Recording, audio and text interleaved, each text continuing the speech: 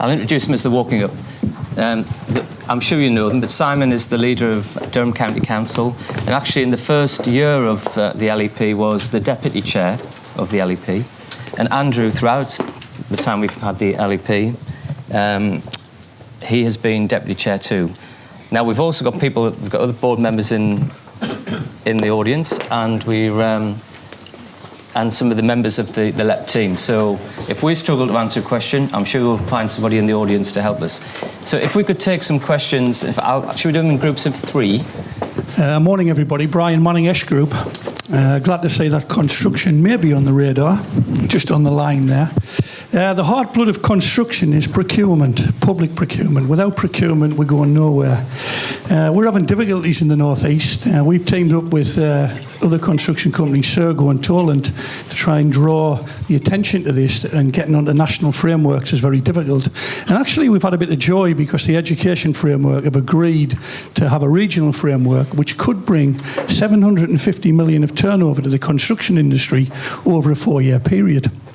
Can you imagine if this happened in defence, health and other areas, Ministry of Justice, what the effect would be on regional construction companies bringing money into the region?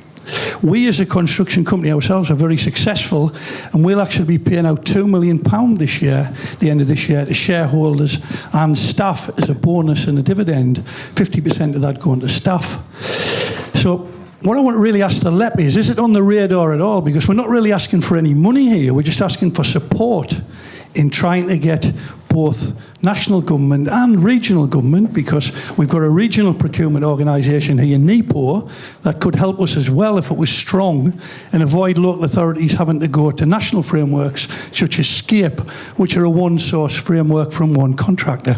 Quite a long question, but I hope you get the drift. Can I take a couple more questions? You can have a very early lunch. Stan. My question is really about filling the enterprise zones, and I didn't hear too much this morning about how we were going to attract investment. I'm personally very dissatisfied with the way that the UKTI investment activity is run at the moment. My organisation used to get that's NEPIC that is, used to get about 2 inquiries a month when we had the IDA. That has gone down to 0, and we have to go out seeking new investments for the area, and we don't get any support to do that. So I want to know what the LEP is going to do to help attract investment. While you think, even a question. Oh, come on, Peter. Cheers. Just a question, Paul, really. It connects Edward's view of the mismatched labour market and Anne's commentary about particularly secondary, beyond primary learning anyway. What strikes me was the comment made about the aspiration of certain of the higher achieving institutions and the aspiration of some who are not judged in that way. And whether we jump far too quickly as a region to believing that more of our young people need to turn their attention to vocational learning, almost as if the academia is beyond them. Whereas my experience, at least for a considerable element of that, Paul, is that we mismatch teaching and learning too early and jump to that conclusion somewhere early in key stage 3. So if we haven't got the aspiration for the kids and we're too quick to jump into, they could be in more higher skilled, higher paid world, why would we expect that they would achieve that? So I think, to me, the ask is, do we need to revisit our aspiration and then find more creative ways of connecting teaching and learning into the real world with real businesses in order that we can break the cycle of a more manual community, really, I guess. And I know there are some great examples. Anne, who spoke, her student of the year, education completely failed that kid. And she was in the Prime Minister's office 5 minutes ago and is student of the year at the college. And I know if Anne, I don't want to talk personally about it, but why did that happen was because we did not get it right for that young person. And we need to stop doing this, which is parking people outside of the aspiration to chase higher opportunities and pushing them into lower expectation, in my view. But it's the business community, in my opinion, who are best capable of creating that aspiration. Right, so I'll get Andrew to answer that question. And Simon will answer the first one, and Edward and I stands. So the first one. So I can tell you that at least on 2 occasions we've discussed this at length at board level in the LEP, and everyone, I would say, is committed to try and ensure that we make it easier for local businesses to compete in the local market and actually on a level playing field. I know that's all you want, but not to be blocked out with contracts. And in fact, within the CBI, well, Brian, you listed Northumbrian Water, as an example, tried to get to know its supplier base much better so that it was able to help them bid for projects with Northumbrian Water. So that's the good news. Feels to me, even though it's kind of a simple problem, it seems very hard to push through, particularly because of some of the procurement rules. But all I can say is that you've certainly got the support. It's how we turn that into a practical support for you. Simon, do you, on procurement? Yeah, I mean, Brian obviously raises a very important question that he's obviously raised with me before, and others I know. I mean, I do think it is, it obviously is mired in a lot of regulation, but obviously there are also things that we can do. And I know, obviously, at Durham, which I can speak from with experience, we have looked very carefully at how we do procurement, and we have made changes to try to give a level playing field to some of our local firms, and that came about because I don't think we were doing things right a few years ago, and I think there have been changes which have improved that situation, but I'm sure there's more that we can do. I do also totally agree with your second point about greater potential for joint working, which I think could be, again, probably could be a bit stronger than it is at the moment.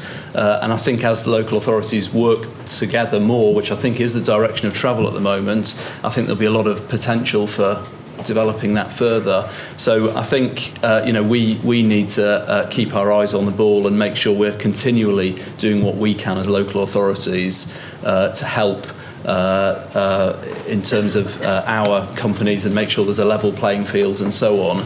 I think we are doing that, and there is more that we can do, and I think regionally there's definitely more we can do, and there's a lot of stuff going on there at the moment which hopefully will come to fruition fairly soon.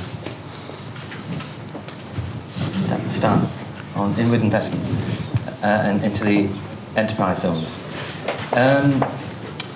First of all, I think what we're trying to do within the LEP is to have an integrated approach to whatever we're doing. So our goal is more and better jobs. We don't want to be diverted into be project-driven. Whatever we do in the enterprise zone has got to make sense in terms of the overall strategy. So that's linked to the low-carbon industries and so on. And Edward will correct me, but I think it's been less of a problem attracting businesses into our enterprise zones as it has to closing the deal. So I think we've had quite a lot of interest into our enterprise zones. We're looking at a lot of interest as we speak. And the thing is to just try to get them over the line. And we're working very hard with our partners to do that. But also in terms of being integrated, Jerry was talking about our investment funds and also transport. So some of our investment funds have been linked to the enterprise zones to make it easier for this to get them over the line. And similarly, some of our transport projects are about improving access into the infrastructure within the enterprise zone, so we're making it easier for people to sign up to it. So I tend not to think it's because of lack of interest, it's about sealing the deal. I don't know what you think, Edward? Yes, can I abuse the system slightly and answer question 1 as well? Is that right? Yeah, sorry. I know we've got a little bit of time. Sticking with Stan then. But I think it's worth remembering that these enterprise zones, when these sites were chosen because they weren't gimmies. They were chosen because they were going to be, generally speaking, new and additional, and therefore there would be a lag. And that's partly why we've put such a big proportion of our investment fund into those sites, and that's why some of them are not shovel ready. So we have to balance the ability to attract with the readiness of the sites. That said, I don't think you'd find that Ian Williams feels that he's got a problem with lack of appetite for the sites around the Nissan campus, around the low carbon vehicle zone there. Paul's got plenty of appetite on both the North Tyneside sites. If anything, going back to Paul's point, making a choice to target especially offshore wind, I think has been a bit of a mistress to fortune, and in particular mistress to policy fortune, which is not controllable. So I don't think that 3 years ago anyone would have hoped or thought that we'd be still in the place where no one's placing orders for turbines for the 3rd round of offshore wind development. Maybe 1 or 2. If you read Matt Ridley's books, he would claim that he predicted most things that have happened on Earth in the last 50 years. But and this would be one of them. I like him very much. It's just that he has this sort of tendency to forecast very well. But most folk felt that actually we would sign and secure a deal when it came to 3rd round of offshore wind. If that had been the case at the macro policy level, I think sites Humber, Tees, Tyne, and Scotland, and those in East Anglia would be buzzing. So there are some things you just can't control.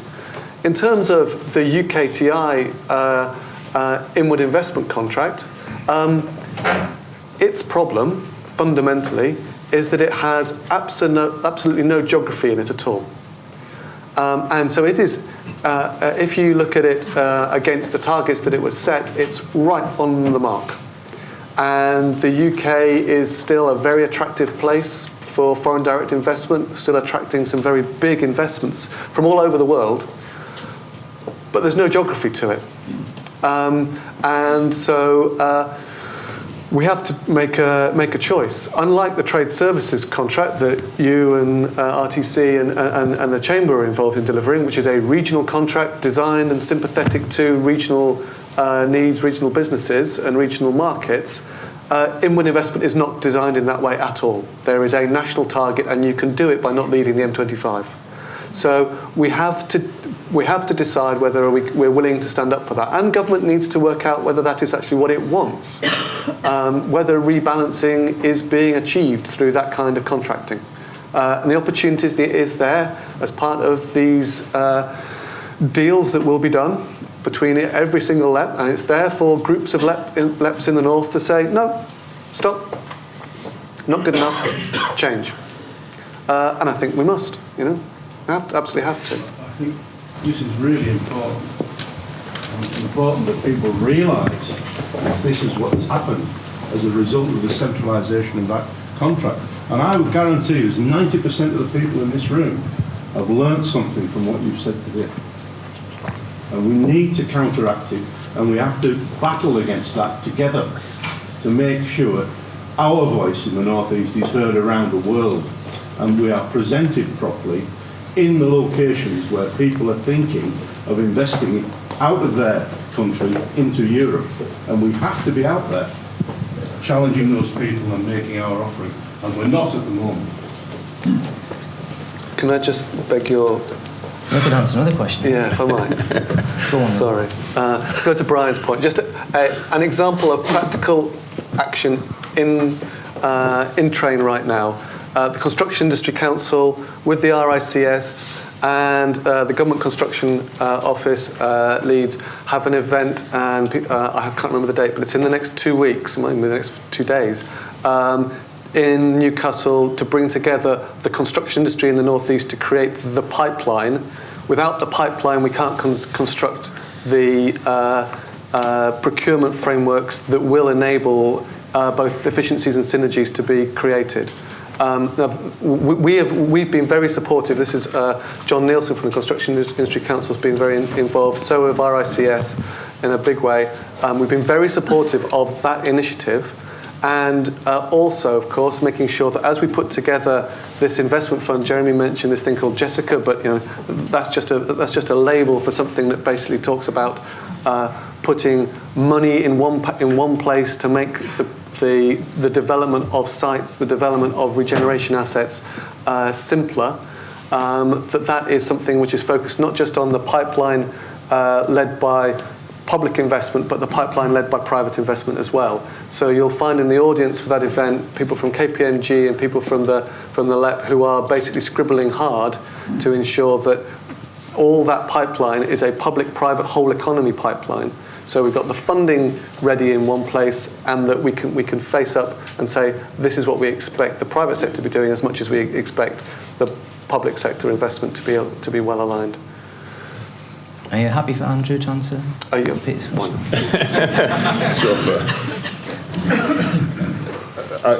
Thanks, Peter, because behind every simple question is quite a complicated story, and it kind of gets to the heart, I think, of some of the challenges that we've got, but also some of the advantages that we've got by working as a LEP.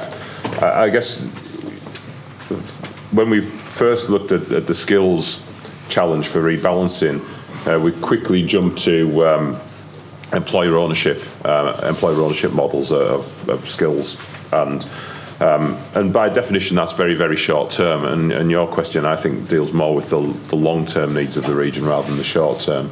So it's very important to me that people understand kind of where this sits within the strategic economic plan, what we're trying to do with the region, and the alignment between our intent as from strategically and skills delivery, because those two things absolutely need to come together. And you also raised the point, Peter, about aspiration, and I want to kind of just level set everybody with the word aspiration, because whenever I use the word aspiration, I usually get somebody saying, well, it's all right for you, because people think by aspiration I mean hugely successful entrepreneurs. And believe me, for most people, an aspiration of earning a living wage for your career is a very, very important aspiration that we need to get into a large proportion of our people. There's probably a bigger challenge than trying to get 2 or 3 people to go and run very successful businesses. So we're using a multi-stage approach within the LEP, and clearly, as I say, there are some short-term things which are about trying to get employer ownership, and I think employers buy into that. The business community buys into that readily because they can see it's meeting an immediate need. But one of our challenges going forward is how do we get the business community to understand about the long-term pipeline of creating the right skills, and where does that start? And for me, that very much starts somewhere around, you can see even from the statistics, somewhere around late primary, early secondary stage, people start making choices about their future. And when they make choices, that really starts impacting economies, not today or tomorrow, but 5 or 10 years down the line. And our vision is a 30-year vision, not a 10-year vision.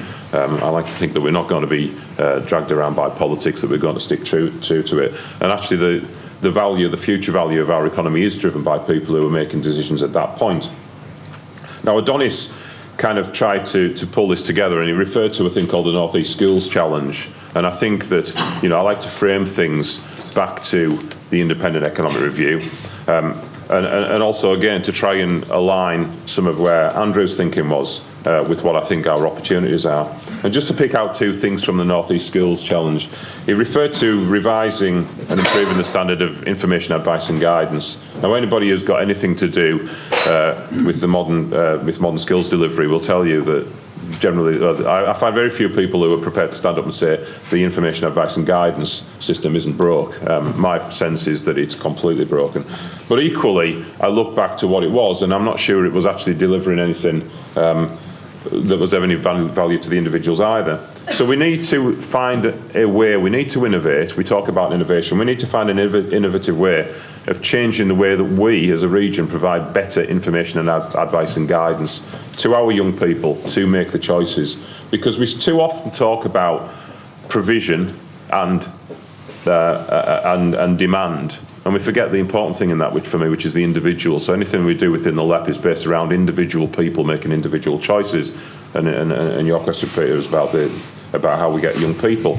And for me, I don't think it's actually that complicated. I think businesses are the best people to provide information to young people in order to help them make the choices. But businesses have failed. We've got to recognise the business community has got to be big enough to say that it's failed. It's either been excluded from that. We've got to find a way that education can embrace that. But business has failed in terms of getting that message across. But we can no longer sit on the outside as business people and say it's the fault of the education system not turning out what we need. We have an opportunity, and the LEP's opportunity is to become a fundamental part of ensuring the partnership between businesses, the education providers, provide that very key thing, because information, advice and guidance for me is probably the most critical thing.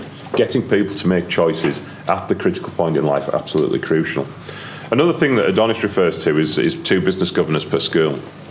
Again, I think there's merit in this thought, but I also have some challenges. Just sending 2 business people to a school with no skill set to be able to deliver anything is not going to help them, it's not going to help the school, and actually it's going to discredit the whole process. So again, the education system, together with businesses, need to work out what the mechanism is to be able to engage. And we had a very good session actually yesterday. We had schools and the Chamber of Commerce session about improving some of this, and we talked in some depth about some models that we can use. And I know, Peter, your business and certainly Brian's business are exemplars in kind of enabling us to do that, but we need to spread that out across the broader community. 700 schools in our LEP region, so that's 1,400 business school governors, all equipped with the mechanisms to make a real difference. So a big challenge. And I guess finally, I wanted to kind of explore some myths, because I think you kind of pointed to some myths. And I'm conscious that I'm going to get things thrown up from, because the manufacturing community is sat along the front here, right? So I'm not going to talk down manufacturing. I'm a passionate manufacturing guy, as you know, and we've got huge demographic challenges. But when we talk about 60,000 new and better jobs, actually a lot of the manufacturing jobs exist and need to be replenished. That's actually the bigger challenge that we've got within the manufacturing sector. But if you look at the Independent Economic Review, 10,000 finance and professional jobs, these are all notional figures, 15,000 in the business services community, and 15,000 in the new economy. Now, I'm not saying that they aren't none of those are supporting the manufacturing and employment industrial sector, but clearly that's more than half of the 60,000 jobs are coming from areas and spaces which do not mean traditional manufacturing. So it's very important, again, that we get these messages out that we're not a one-trick pony, we're not trying to just do one thing, but that if businesses are communicating with schools directly, they're taking the message from the entire business community, not just how they see the world, and they're equipped. And again, I think the economic plan, the economic review, gives us the opportunity to do that. So I guess in summary, we are out for consultation with the economic plan at the moment. If you look at the skills element of it, it's incredibly important to me that people focus on how we're going to use that. I think what we need to do is pretty well established and described within the review. But for me, it's much more how we're going to do it, because we can set off with a great intent and not be able to deliver any of it. So I've moved around a few points, Peter, but I think it kind of picks up, as I said, it sounded like a simple question, but for me there was a lot of depth to what you were pushing at. Can I just say one thing, which I think is very important? It was covered in Anne's presentation. There has been a massive improvement in attainment by our kids over recent years. And it's not just in Durham, Gateshead, all across this region. The results are out of recognition to what they were a decade ago. And that is a great thing in itself to start with. Of course, there's more we can do to integrate the needs of employers with our young people coming through. But let's not sort of wash away what's been achieved over recent years, because where there were low patterns of attainment, some of the schools and colleges, the results over recent years have been absolutely tremendous, and it's now working with that to see if we can take that further. I know we've got a scheme in Durham called Future Business Magnates, which is one of the ways of doing that, getting kids involved and so on. And I think it's doing more of that, and there is more that we can do. But I think we're building on some real successes in educational attainment over recent years, and that's a stronger position to build on than I think we would have been a few years back. And I echo that. I mean, the data tells you absolutely that we've got some exceptional areas of improvement. One of the concerns that we have is we have huge variability now within the region. Actually, the variability that's holding us back, rather than the level of improvement that we know that we can attain. And for me, it's about ensuring that we reduce that level of variability between different areas. And we talk about less advantaged areas, but again, we need to kind of make sure that every area has that advantage, because it's absolutely crucial to our economy. A few more questions. And can you introduce yourself? I should have said that in the first place. So we'd had a question from Brian Manning, Peter Walls and Stan Higgins earlier on. So, Ian here. Ian Mearns, MP for Gateshead. The LEP is a fact of life, and it's a reality that we accept, because what we had before no longer exists. But I think as a politician representing people in Gateshead and always being an advocate of the region, what I'm looking for the LEP to be, in conjunction with other partners like myself and my colleagues in Parliament, is to be a defender of and a champion for the region. And I think the Economic Review has many fine aspirations within it, but I think it also identifies some gross unfairnesses about the way in which resources are distributed around the country. And I think one of those is identified clearly within transport infrastructure spending. The IPPR review from last year and the year before have clearly identified massive disparities in the way in which transport infrastructure spending is distributed around the country. And the figures that the IPPR identified, that for every Londoner, there is about something £2,600 of public expenditure on transport infrastructure, and the equivalent figure for the North East is about £5. Now, I mean, anyone can make an economic or a social argument for investing in our capital, but it should be possibly 5 times or 10 times more than a place like the North East, but 500 times more than a place like the North East, and that is obviously having a depressing impact on our economy by comparison. And what I would say is that, I mean, there was a little instance earlier in the year when ministers in the Department of Transport, and it was all of the news, said, what we're going to do is we're going to impose penalties on people who hog the middle lane on the motorway. Well, in the northeast of England, chance would be a fine thing to hog the middle lane on the motorway. And I just think that was, to me, a clear example of how things are very different, being done very differently in different parts of the country. And if we're going to get our new enterprise zones in places like Blyth to be a success, we really need to be saying to Network Rail, to the Department of Transport, and using the LEP as an advocate on behalf of this, as a champion of behalf, that we need to be actually getting our internal rail infrastructure, for instance, here in the North East, sorted out a lot better. I mean, the East Coast Main Line is a mess. We know that the infrastructure on the East Coast Main Line was done on the cheap, and we've actually had 3 major failures of our main north-south network this year, which have not been weather-related because of infrastructure failure. But within the region, getting a train from Hexham to Newcastle, or from Sunderland to Newcastle, we've got the metro now, but actually from Newcastle to Middlesbrough, it's about 1 hour and 35 minutes. So that we have got, I think, a really good business case for saying to the Department of Transport and to companies like Network Rail, look, think about the North East. The problem we have, though, is the Department of Transport's main raison d'etre is to reduce congestion, not to engage in economic development. But it's important, and therefore the LEP should be a champion for causes such as that. Thank you. And we're going to have plenty of time for questions, so if you can be patient with me. Anthony? Answer the brief, please. Rural farming, yes, I wanted to ask a question about the single most important factor, in my view, for rural growth, and that's rural broadband. Is the problem of getting broadband to rural areas a priority for the LEP? And when I say rural, I mean real rural, not urban fringes or market towns, but the hinterland of this very large rural northeast that we have. And when I say broadband, I mean super fast broadband, 100 megabytes, not just the 3 or 4 which the government sets as a minimum. Nigel? Hi. Nigel Mills, Entrepreneurs Forum. A couple of questions, really.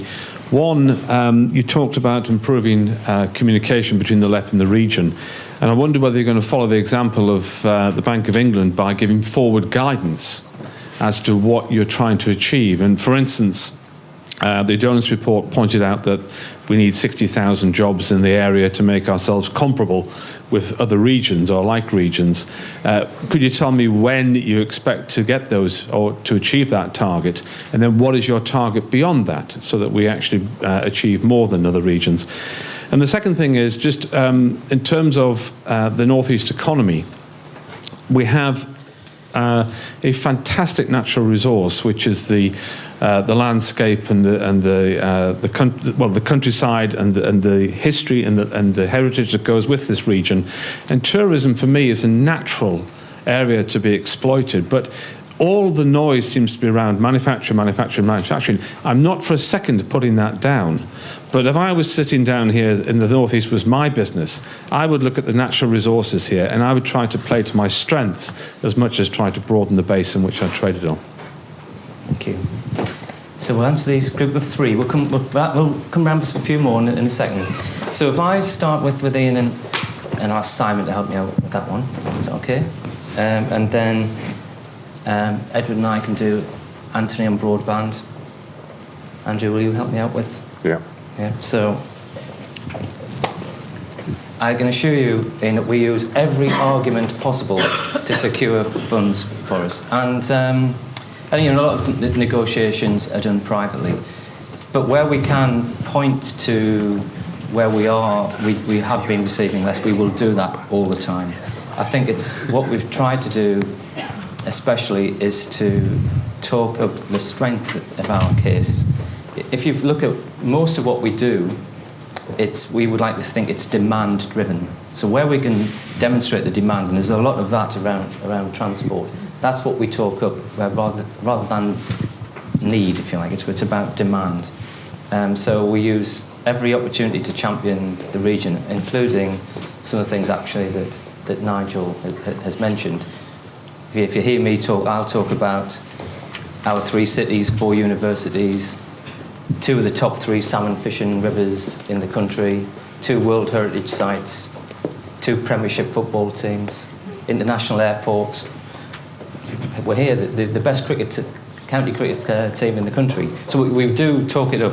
I want to use my privilege of being chairman on the stage to also mention that one of the things I talk about actually is a huge capital infrastructure project that transformed this region that we hardly ever talk about. Anybody know what I'm talking about? Tyne Tunnel. You know, the extension of the Tyne Tunnel. It has made an enormous difference, and yet we kind of take it for granted. And that was a huge capital project, and we need to have more of those, because it has made it easier for people from Blythe actually to work at Nissan. You know, when the Alcan closure came about, we were able to try and attract people from there into the likes of Nissan. So I think that's a good example of where it does work, but I can assure you we do battle hard for our share. Simon. Well, I agree with everything Ian said in his question. Look, my view is very clearly that England's the most centralised country in the Western world, and there is no better example of that centralisation than in transport. And it's interesting that the Department of Transport should be one of the most centralised of all departments. I don't really see why that is. You have the situation, I was just thinking about this the other day, because I had sort of 1 minute I was on at one of those awful trains that we have going down to Leeds and Manchester and Newcastle, so 3 of the biggest cities in northern England, connected by a 3-car train unit, which at one point travels at about 20 or 30 miles per hour. And then in the evening, I watched a former Conservative cabinet minister travelling around Europe in Italy, between I think Milan and Turin, on, of course, a big train of the sort we only have going to London. And I thought about this, and I don't think there are any examples in the UK of any decent train lines, or for that matter, decent trains that don't go to London. It's utterly extraordinary.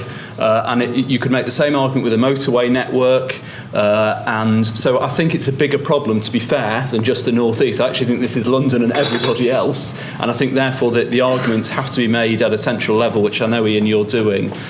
We can do our bit, and I think, to be fair, over the last couple of years, the Tyne Tunnel's been mentioned, but things like the Western Bypass, the A1 through Northumberland, which again is just a national disgrace, never mind for the North East, in terms of the connections of England and Scotland and so on, to have a single carrot lane carriageway in each direction for as long as that is, again, between connecting England and Scotland, is utterly ludicrous. And these are arguments for the national level, but I think they are at least on the agenda. So we've got to the first stage, but we need everybody's help here in pushing this case at a national level. The ease with which an announcement was made about, we're going to have done Crossrail, which is of course costing billions of pounds, and now let's think about doing one from north to south London as well, just like that, which again will cost tens of billions of pounds, of which we're getting a fraction, even for things like the second Tyne Tunnel. There is a real problem in policy making in this area, so it is good news that things that we're getting, some of the pinch point funding, which is referred to in the reports, and we're getting a bit more of that, but there's a huge way to go, but I think we've all got to link together here and put pressure where it has to be put at a national level, because the centralisation of policy in this area, I think, is arguably greater than that in any other area. So we've got a battle, we've started, but I think we've got to keep going. Mr. Chairman, can I? Here he Sorry. goes. Yeah, this is one of the most fundamental. Simon and Ian are absolutely right. This is one of the most fundamental debates. Absolutely fundamental debate. And High Speed 2 will take 15 minutes off your rail journey to London for £50 billion. It will do absolutely nothing to the 2 hours 40 something to get to Manchester. So this is bonkers on the biggest possible scale when it comes to what it means for this economy. And let me tell you, those 15 minutes are going to be taken back because all the high-speed 2 trains going to Scotland will run over what's called the classic network, i.e. the railways that are there at the moment. That means every bit of freight that currently goes Scotland to Harwich, Scotland to the Midlands, Scotland to the Yorkshire coal-fired power station is coming onto the East Coast. So we've got that, plus the Port of Tyne's being fabulously successful. It's about to triple the number of trains going down the East Coast main line from the Port of Tyne. Unless there is a parallel freight route which takes those freight trains off between at least Newcastle and Northallerton, and if not further to the north as well, but certainly we must start Newcastle to Northallerton getting a parallel freight route. We must reopen that Leamside line right now. It's a £200 million project. You could also you could halve the journey time between Tyneside and Teesside by running passenger trains up the same route. It's a no-brainer. It's on the work. The work's being commissioned right now. We've done it in parallel with Nexus, who run the Metro, the Highways Agency, the LEP, and it's been designed with Network Rail. It's in the pipeline. But we've got to be thinking about the scale. There's this in-between scale which we seem a little bit scared of. That's around this few £100 million mark. I can assure you, a few £100 million transport projects go through like that in Treasury. It's just, this is nothing. And we seem to be unable to talk about a few £100 million as way beyond what we could possibly aspire to. We must put ourselves back onto that debate. So just to to clarify, this on our agenda, we are talking about not only Leamside line, but also the link between Teesside and here. And Blythe. And Blythe. Anthony, I'm going to be honest with you, okay? So there's good and bad news in this. I think the super broadband, fast broadband, is really important for the rural areas, but I wouldn't say it's one of the priorities for the LEP. So I'm being honest with you. That wouldn't say that I wouldn't argue for it. And in fact, when Grant and Steve organised an event within Northumberland County Council about the digital stuff in the county, I made a point of going to see BT and say, when are you going to get that super fast broadband into Wooler, actually? So every opportunity that we get, we make play for that. But I wouldn't be honest with you and say it's an absolute #1 priority for the LEP, but it is very important. However, more and better jobs are absolutely as relevant to the rural communities as anywhere else. And if that means, to be able to get them, you need to have super fast broadband, then we're going to have to look at that. So it's...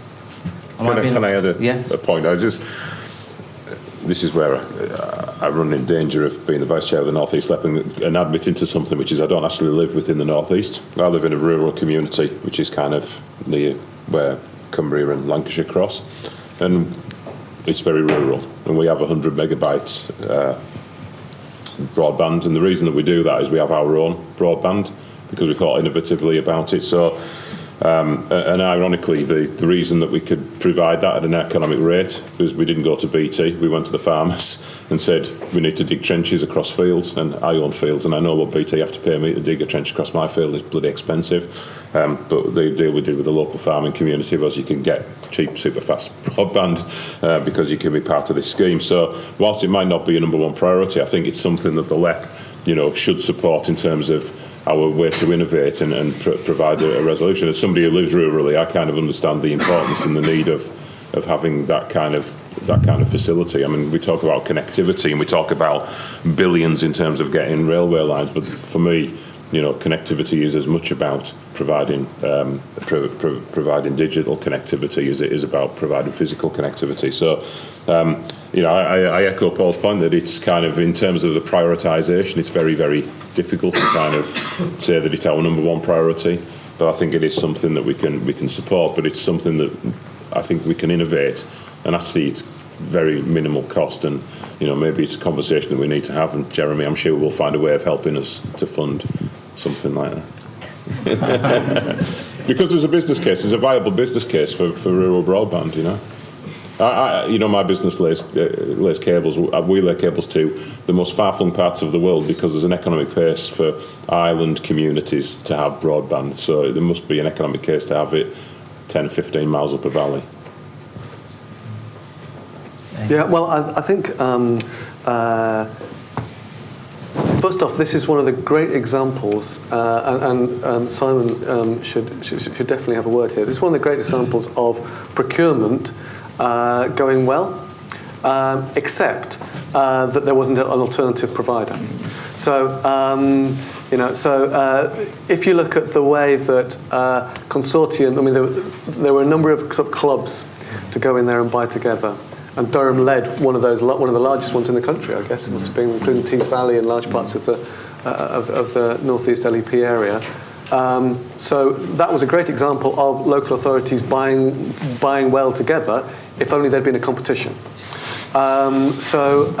We've got to sort of bear the fact that we've got a monopolistic provider here if we want to go with the way that the state has set out it shall be done. And that points back to Andrew's solution. Well, just do it yourself. If some of these things are that important, they're going to have to be mother of invention type answers to some of these questions. That said, and I know it's in a market town, the enterprise hub that opened, the fourth one that opened from the Rural Growth Network yesterday in Hexham, is on 100 megabit. So it is possible.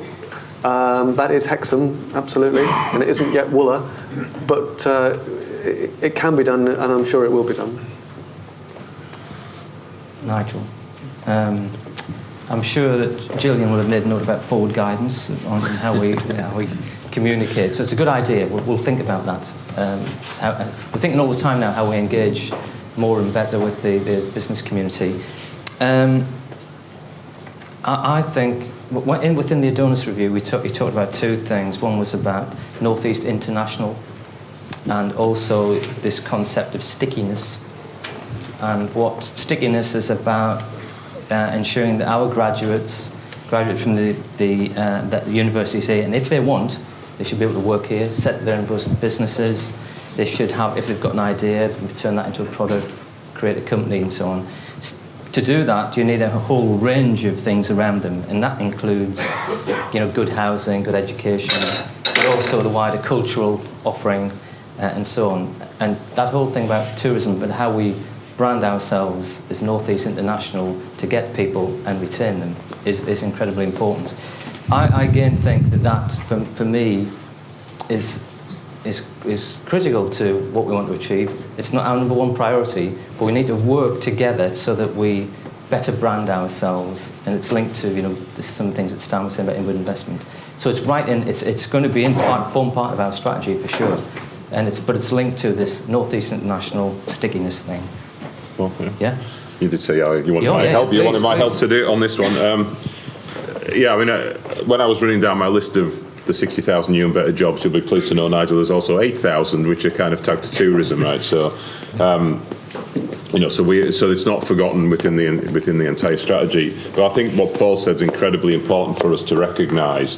One of the challenges we face economically is if you start talking about regional tourism within the UK, all that the UK government think is it's just moving around the deck chairs, because actually, regional tourism is actually typically driven out of the UK market. Growth within international tourism into the regions is actually very, very low, and we shouldn't try and set our stall out to be anything other than the fact that we are competing against other regions. So we're not going to get any help, I guess, from central government in enforcing that story.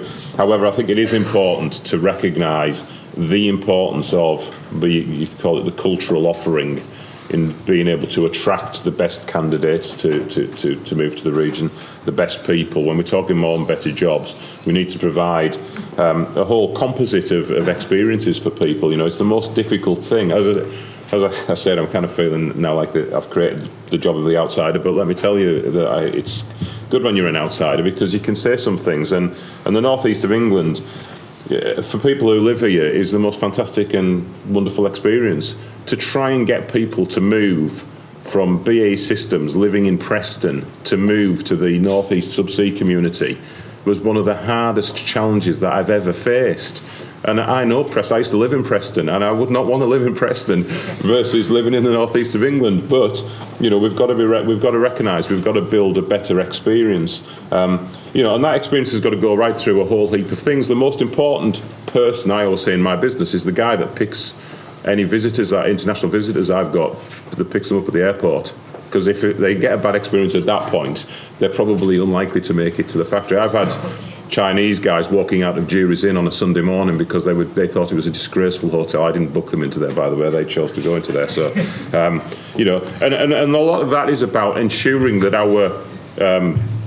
that those offerings are exemplary. We should be trying to strive for those offerings to be absolutely exemplary, but realise their importance isn't just about attracting the day visitor or somebody to come and have a weekend. It's the importance is about helping to grow our business economy. And if I look on the skills side, that's why I've been very, very strong in trying to encourage the rural colleges, particularly in Northumberland, to try and take a leadership in terms of recognising what the skill sets are required for those economies. In fact, myself and Anna share quite a strong view on good provision for that sector, because it's very important that people are trained and have the experiences and do provide that exemplary performance. It makes a huge difference to our economy. So I think it's not going to be front market, this is what we're going to go and do because it's going to radically change our economy, but it's hugely important to everything else that we're trying to do, and the strategy will reflect that.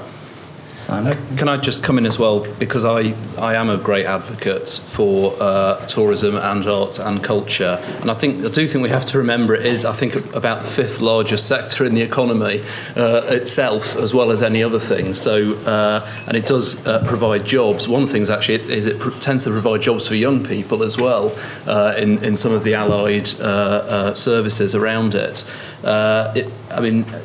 As has been said, it brings people in, it brings visitors, it puts us on the map, it gives us a sense of place, and not just to us but to people on the outside, which is very, very important, because there are still a lot of myths about this region outside in other parts of this country, and it's really our jobs to break those down, and this is as good as way, probably one of the best ways we can break those down. I'm tremendously proud that this year in Durham we will have had 3 events of true international quality, one of which was the international cricket, the test match here, when England won the Ashes, not in London at Lord's or the Oval or at Headingley or Old Trafford. England won the Ashes in Durham, in Chester Street, for the first time ever. That is a real milestone for this region.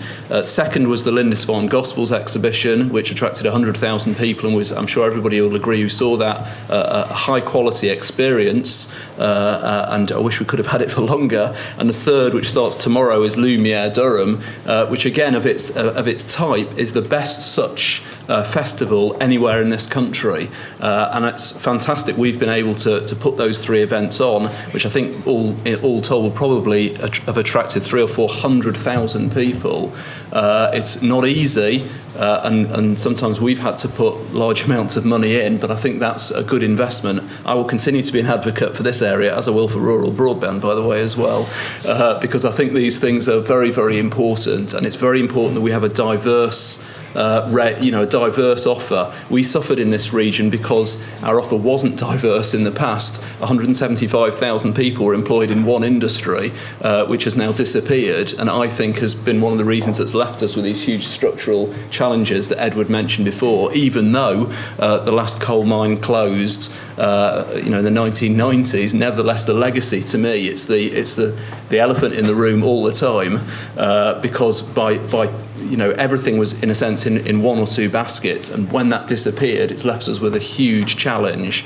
So we must have an offer and as diverse a set of priorities as possible, and tourism, arts and culture must be one strand. If I would just echo Simon's point, if any of you aren't doing anything tonight, or tomorrow night, and tomorrow night and Friday, Yep. You've got to go to Durham to see the Lumiere event. It is absolutely amazing. So I would honestly change your plans if you haven't already got them. Go and see the Lumiere event. And I'm just hoping we haven't got the manager from Drury's Inn who was brought up in the press. Let me just have a look. Paul, can I just ask, do you have a time frame to achieve those 6,000 jobs? Yeah.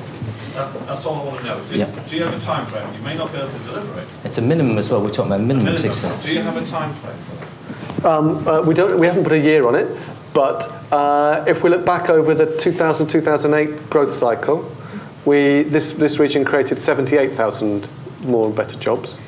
So 60,000 jobs by the end of this decade, I'd have said, ought to be an absolute cert. But that's, as you said, rightly, and as the board push at every time we discuss this, that's only to get to par. That's only to get to, and of course par is par on today. That's not par in 2020. So 60,000 is a useful number. It's not the number that I would attach myself to. I want to be more around the 120,000, 150,000 jobs. Or would you look at an alternative measure such as unemployment, which is about 10.4% in this region, which is the highest in the UK, and then say, right, we want this down to 8% within 5 years? I think, Nigel, it's the same thing, because the 60,000 kind of just basically maps to an unemployment rate of, I think, 7.7%. So it's kind of, but I do. I appreciate I'm putting you on the tight spot. Well, that's what we're in. That's what an AGM's about, isn't it? It's kind of. There must be leadership in the region. Yeah. And I guess the left are going to be the leaders. It'd be great from an outside perspective to know what your targets are, your timeline, and everything else. If you don't achieve them, there are reasons. But it would be great to see them. The donors review team spent a lot of time on that number, and they went to the number that got us to the average, and to strike a number, but we would say that's got to be a minimum. Thank you very much. Do you have a question? Mate. Yeah? Yeah, I did before, yeah. Go on. All right, James Davenport from Same Page Arts. My question centres around youth unemployment, and as a recent graduate, in the climate, there isn't a lot of jobs there, but what I've heard and what I've seen is there's so much onus on experience and how experience is needed, yet there's little opportunities to gain experience. So I was just wondering, what could the LEP and, local businesses and organisations, help to, affect this? Cheers. Adam? Thanks, Paul. Hi. My name's Adam Sturvington. I run a property company called Hanro. I'm a Pro-Chancellor of Northumbria University and also chair Developing Consensus, which is a group of 30 private sector organisations who are there to try and break down the barriers and work with the LEP and which have the local authorities that will work with us. I just see the formation of the LEP, the work that the LEP have done to date in moving from evaluation into action and delivery is something that rather than ask them, when will you do this, when will you achieve the Leamside Lane, when will you get 60,000 jobs, I think there's a more fundamental point from the private sector, and that is the answer to that question surely has to be when they are enabled to do so. I don't think the LEP has enough people employed directly to achieve any of the objectives that they have set for our region as a whole until and unless they have the unbridled support of the private sector. There's never been a better time for the private sector to work with the public sector because we all need to work together to achieve our objectives. On page 15 of the report that you all have, it's boldly claimed that the inward investment activity throughout the area has been coordinated. I don't think it has been coordinated, but I think the LEP know exactly what they have to do and exactly what we have to do to coordinate it. And we won't achieve anything like the 60,000 jobs until we coordinate that activity. We're talking about inward investment relating to enterprise zones. There's 1 million square feet in North Tyneside that's available, it's ready. You can probably have it at about £6 a square foot. 1 million square feet will create the ability to create 100,000 jobs. It could happen in a stroke. There's so many things that we can do, and we have to get into action. They don't have enough people in the LEP without private sector support and without the public sector support. And I think from the private sector, it would be helpful to know that you will be allowed and you will be enabled to coordinate the activities across the LEP area for inward investment, and that you will have the support of the leaders and the chief executives of all 7 local authorities to allow you to engage with us and work with us in the formation of it and in the implementation of it. Thank you.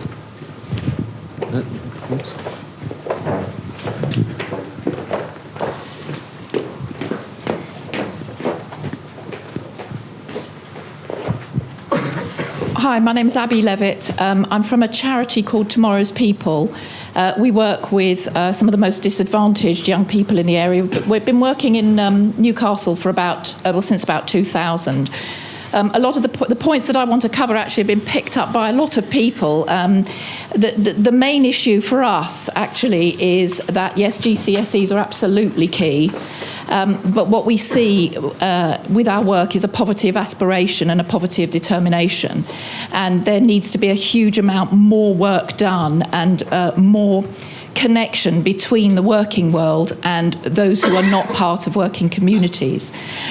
We see the key to this absolutely is the employers. And we work very closely with employers. We work, I've got an urban example and I've got a Northumberland rural example. We're working with, in inner city London, across 3 of the most impoverished boroughs, Tower Hamlets, Islington and Hackney, in 15 schools, working very closely with business with 14-year-olds upwards. These are 14-year-olds who are about to be permanently excluded.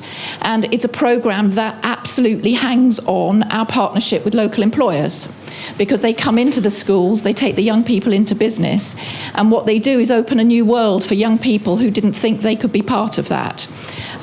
We've taken a similar concept out to rural areas. We're working in the rural south of England, we're working on the Scottish borders, and we've just launched a programme in Amble.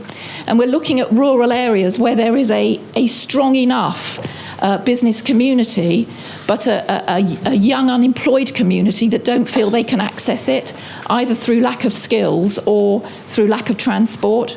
But the key thing here is that what we require is a tight partnership with the local business community.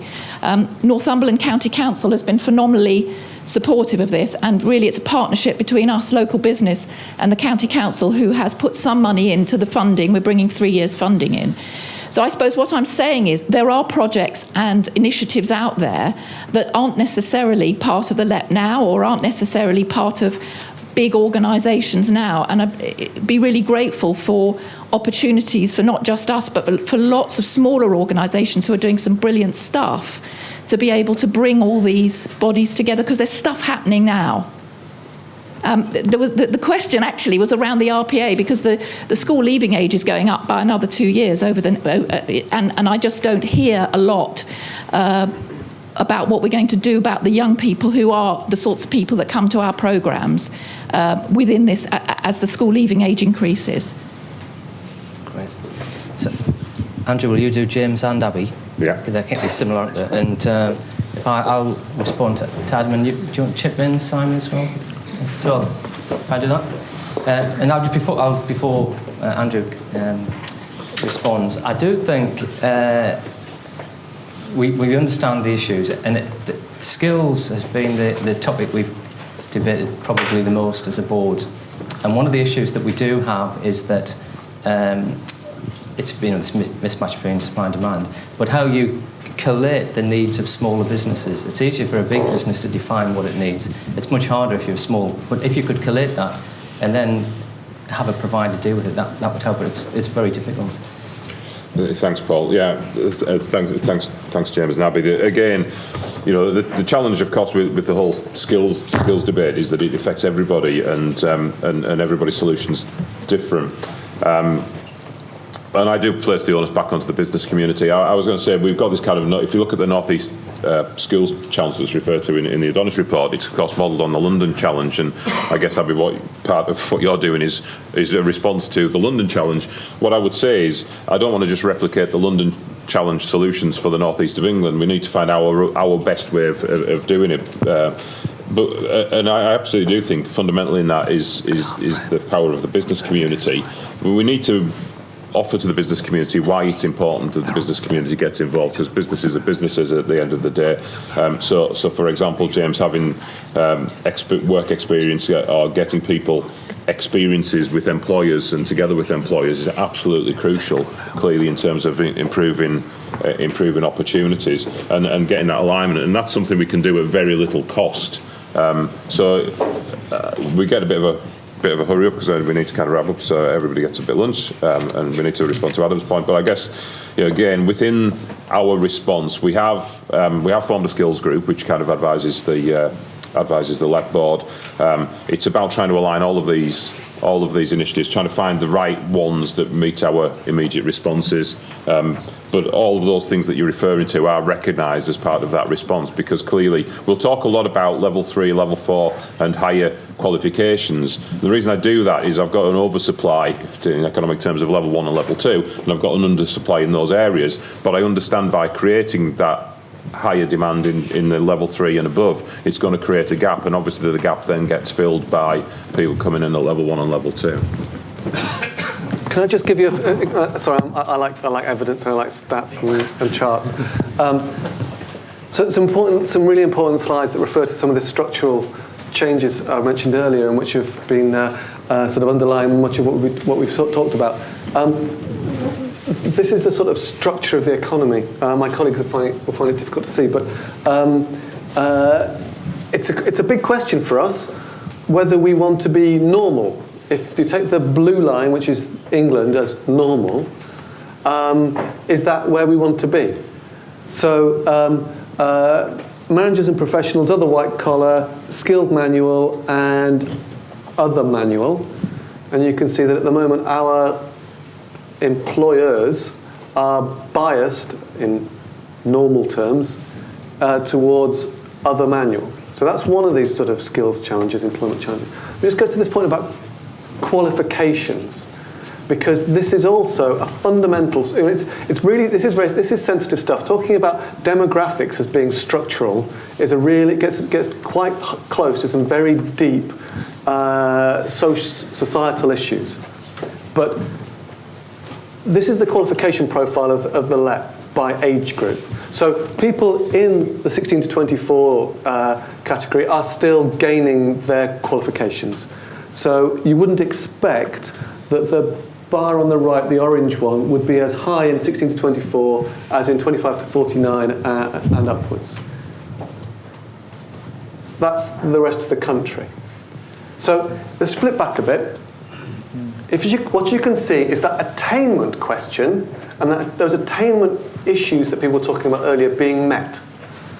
So compare 16 to 24 in the LEP with 16 to 24 in rest of the country. Not a fundamental difference. Look at attainment and especially no skills, no qualifications. No, that's not the same thing. No qualifications, not no skills, no qualifications. And especially in the uppermost part of that distribution, the age variation in qualification levels. There's the LEP, there's the rest of England. Is that workers or residents? Mauricio? Residents. Residents. Yeah. There's your fundamental problem. It's up, So going back, it goes back to Nigel's point about when will these jobs come. It goes to James's point about youth and qualifications and access to employment. And it goes back to what shape do we want our labour market to be. And it goes also to the heart of this demographic time bomb for some employers and the replacement issue in employment. I think these are three really important charts, but it's also one that gives us great optimism. Because our young people are attaining to the standards one would need and hope for. It's really all about whether the 25 to 49-year-old age group can carry that on. Whether those people stay here, whether we can create the more and better jobs for them to become the residents with the high-level skills, the high-level qualifications. And that's across the piece. Whether it's in the service industry, the retail industries, the tourism industries, or those supporting manufacturers of goods and manufacturing and trading of services. That's why, incidentally, Roy Sandbach is there and we put innovation at the heart of what we say, because it's all about reinventing ourselves. So in a social sense as well as an economic sense and a commercial sense. Thank you. Adam, you probably know that in terms of how we resource the LEP, we have been pretty determined that we want to be strategic and influencer, and so we don't want to have a big resource. We want to keep it tight, high quality people at the highest level. If you look at where we've been successful, and we have in lots of areas, it has been where we've worked in partnership, where that resources is being topped up by working with other people, and that's the model that we want to continue to build on.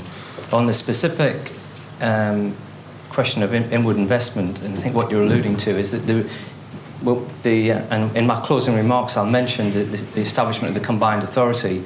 But one of the things that the combined authority has already done is recognise that for inward investment, we need to have a really top quality concierge service for the North East LEP area.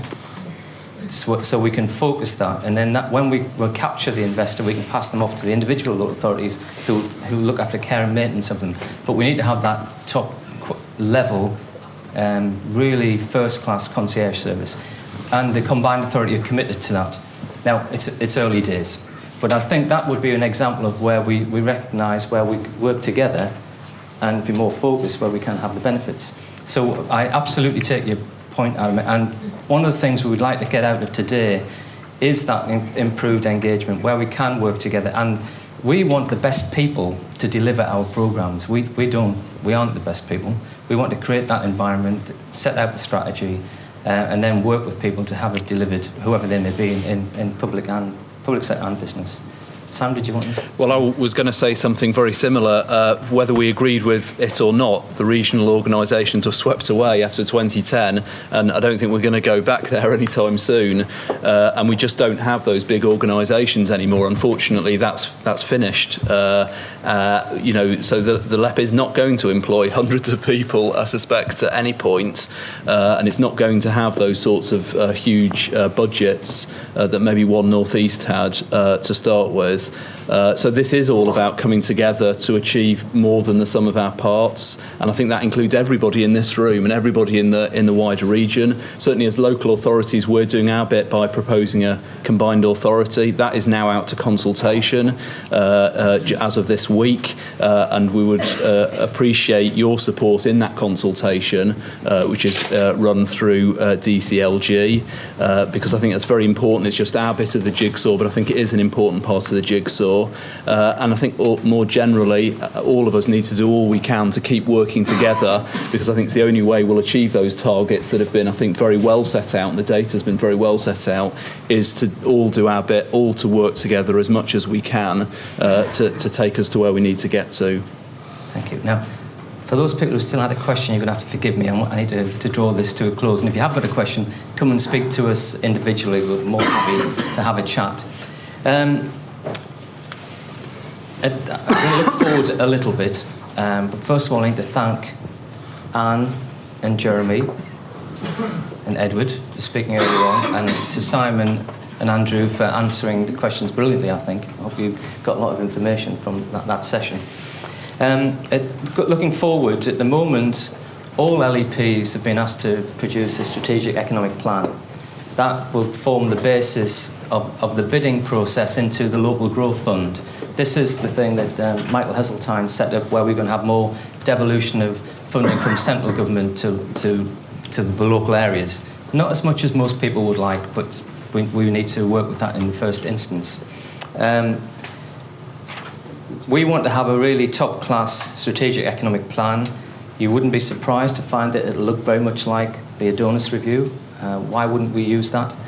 But what I would say is that, and I mentioned earlier, that for me personally, it will be great if we can use that plan to get some extra dosh for us. It's more important to me that that plan becomes something that we adopt going forward into the long term, and that you, when the LEPs have long gone, that you as business people can refer to making trading, innovating, improving skills and connectivity, creating a sense of community, and that's led to at least 60,000 extra jobs.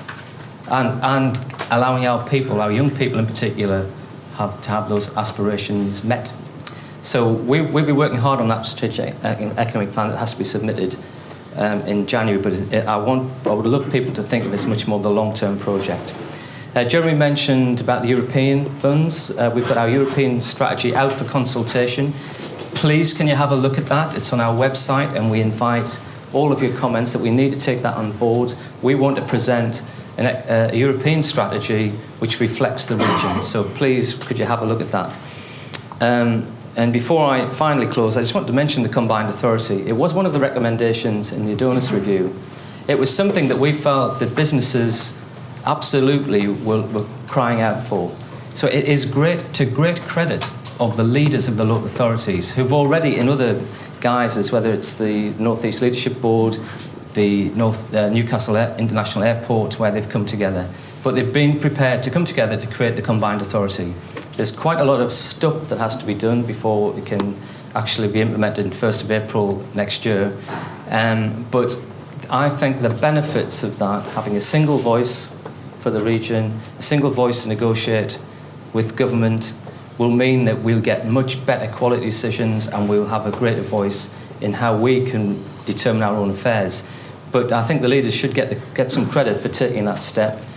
It's quite a bit of hard work to get it all sorted out, but we're looking forward to working with the combined authority, and I'm sure it will benefit the region overall. So I hope that we've demonstrated that we have been working hard and achieved a lot, but we recognise there's a huge amount more to do, and we can only do that with your support. And my final comments would be to the board of the LEP. When I look at what back over the past few years and what we've achieved, I think it's an absolute miracle. We've achieved so much, but then when I look at the work that's been put in by the board, pretty tirelessly, much more than they were ever expected to do, but using their talent and energy, I want to say thank you to them, and I think that the North East has a debt to those board members for all the amount of work they've done, and they will be the ones that want to do more, and we're up for the challenge, but we need your help, and we'll be working hard so that we have better engagement with you. 12 o'clock. Yeah. It's lunch. So we have lunch along here, and we'll have a bit of mingling. We'll all be around for you to have a chat with. So thanks for coming. You're a brilliant audience, actually. When you think about the representation we've got here, it's superb. It's exactly what we want. So thanks for bearing with us, and we'll look forward to working with you in the future. Thank you.